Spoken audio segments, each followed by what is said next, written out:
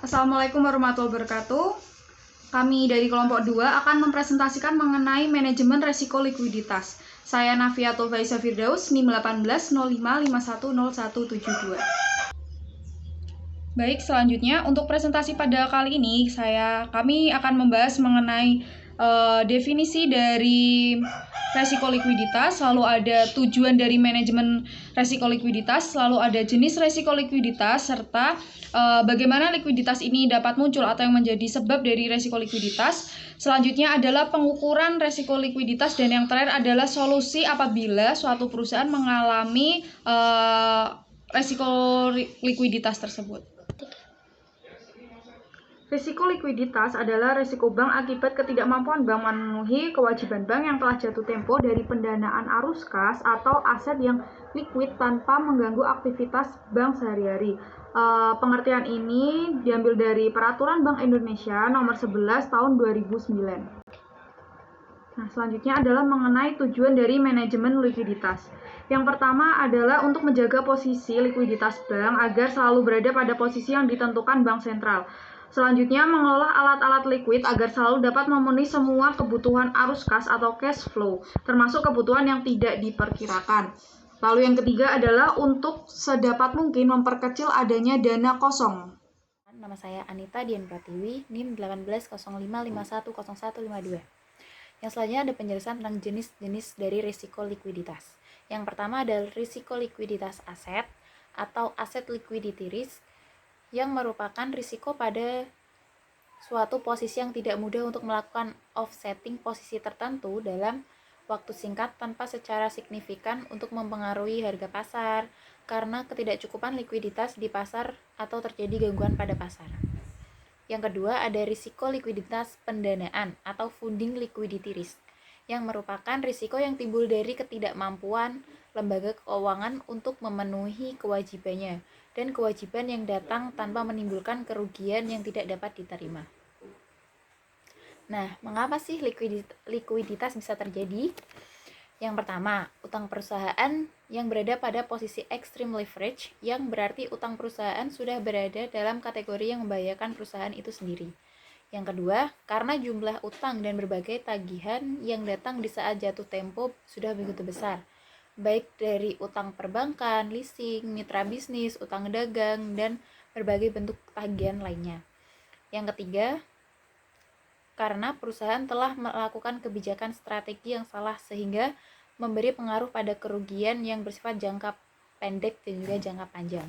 Alasan selanjutnya yaitu karena kepemilikan aset perusahaan tidak lagi mencukupi untuk menstabilkan perusahaan tersebut.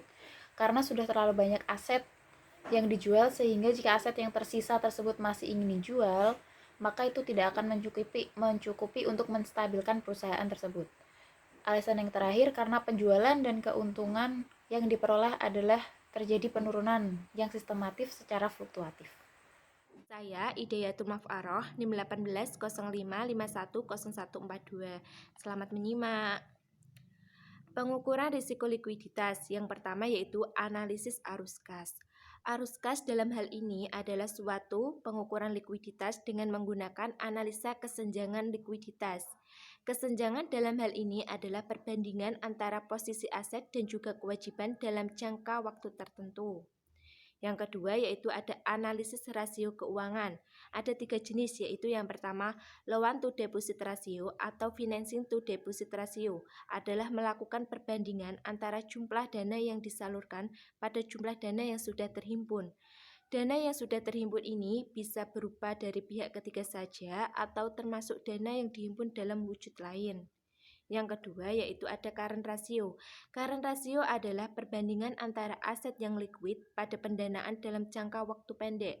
Aset liquid ini berupa aset liquid primer dan aset liquid sekunder. Yang ketiga yaitu ada deposan inti atau deposan non-inti atas suatu aset. Jenis rasio ini menilai dana yang dihimpun dari deposan inti ataupun deposan non-inti pada total dana dari pihak ketiga. Rasio ini juga akan membandingkan dengan total aset yang dimiliki oleh pihak bank. Yang selanjutnya yaitu ada kendala yang sering terjadi dalam manajemen risiko likuiditas. Yang pertama yaitu tidak ada likuiditas yang terpusat. Departemen dan unit bisnis terpisah membatasi kemampuan perusahaan untuk memahami posisi likuiditasnya atau memahami dampak aset likuid serta kelas-kelas aset di seluruh geografis, unit bisnis, dan kelas aset. Yang kedua yaitu ada kemampuan analitik terbatas.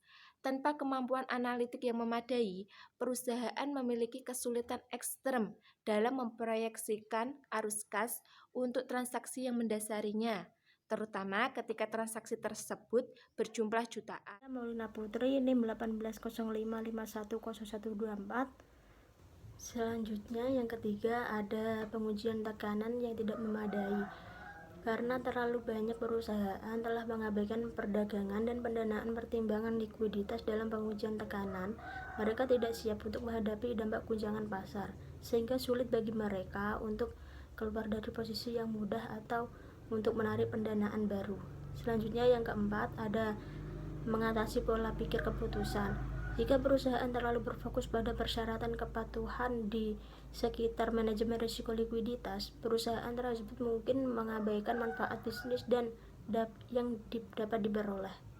Itu selanjutnya ada risiko likuiditas. Risiko likuiditas sendiri ada 9, yaitu yang pertama melakukan kebijakan keuangan dengan prinsip kehati-hatian atau prudential principle. Yang kedua, menempatkan setiap keputusan perusahaan sesuai dengan situasi dan kondisi yang ada. Yang ketiga, menghindari keputusan yang bersifat mengejar keuntungan yang bersifat jangka pendek. Yang keempat, memperhatikan dan mengamati dengan baik setiap kebijakan moneter yang diterapkan oleh pemerintah. Yang kelima, melakukan pendekatan hedging untuk menyesuaikan jatuh tempo antara aktiva dan kewajiban. Yang keenam, melakukan perbaikan dalam biaya dan pengendalian produksi. Yang ketujuh, melakukan perjanjian dengan bank dalam penyediaan kredit dengan menghindari hutang yang berlebihan. Yang kedelapan, menghindari operasi luar negeri di negara-negara yang berisiko tinggi. Dan yang terakhir, yang kesembilan, menurunkan harga pada jenis barang yang sudah dijual dan meningkatkan harga pada barang yang tingkat permintaannya tinggi. Sekian presentasi dari kami. Terima kasih.